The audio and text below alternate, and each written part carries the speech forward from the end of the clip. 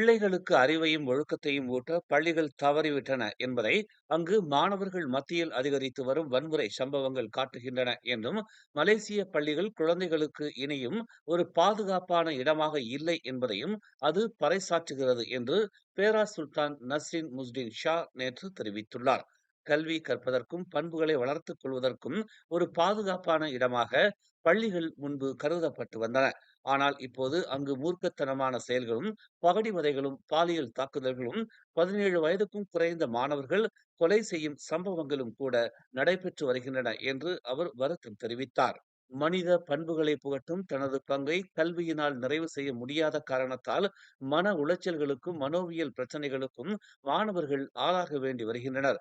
குழந்தைகளுக்கு பாதுகாப்பு புகலிடமாக இருக்க வேண்டிய பள்ளிகள் இப்போது அவர்களுக்கே மிரட்டலாக விளங்கி வருகிறது என்று ஈப்போவில் தேசிய நன்னெறி கொண்டாட்டத்தை முன்னிட்டு நடத்தப்பட்ட நிகழ்ச்சியில் அவர் இதனை தெரிவித்தார். இளம் தலைமுறையினரிடையே அதிகரித்து வரும் ஒழுக்க சீர்குலைவு நாட்டின் சமூக மற்றும் கல்வி கட்டமைப்புகளில் கடுமையான நெருக்கடியை ஏற்படுத்தியுள்ளது. இதற்கு உடனடியாகவும் ஆக்ககரமான முறையிலும் தீர்வு காண வேண்டியது அவசியம் என்று அவர் வலியுறுத்தினார். கல்வி முறையின் நிலை பற்றிய பல சிரமமான கேள்விகளை எதிர்கொள்ள வேண்டிய சூழ்நிலையை மலேசியர்கள் தற்போது எதிர்கொண்டுள்ளனர். கல்வி முறை அறிவார்ந்த மக்களை மட்டும் உருவாக்குவதோடு நின்றுவிடக் கூடாது. கருணை உள்ளம் கொண்ட மனிதர்களையும் அது உருவாக்க வேண்டும் என்று அவர் கூறினார்.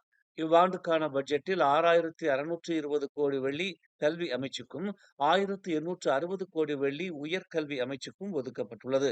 இளைஞர்கள் மத்தியில் நற்பண்புகளையும் நன்னடத்தையையும் புகட்ட கல்வி முறை தவறுமானால் இது போன்ற நிதி ஒதுக்கீடுகள் அர்த்தமற்றதாகிவிடும் என்று அவர் சுட்டிக்காட்டினார். மேலும் செய்திகளை தெரிந்து கொள்ள தமிழ் மலர் நாளிதழை பாருங்கள். உடனுக்குடன் செய்திகளை தெரிந்து கொள்ள தமிழ் மலர் இணையதளம், தமிழ் மலர் செயலி மற்றும் மலர் டிவி யூடியூப் சேனலை வலம் வாருங்கள். எங்களோடு இணைந்திருக்க மலர் டிவியை பதிவு செய்து கொள்ளுங்கள். உறவுகள் மகிழ்ந்திட விருப்பம் மற்றும் பகிர்வு சேவையை சொடுக்கிடுங்கள்.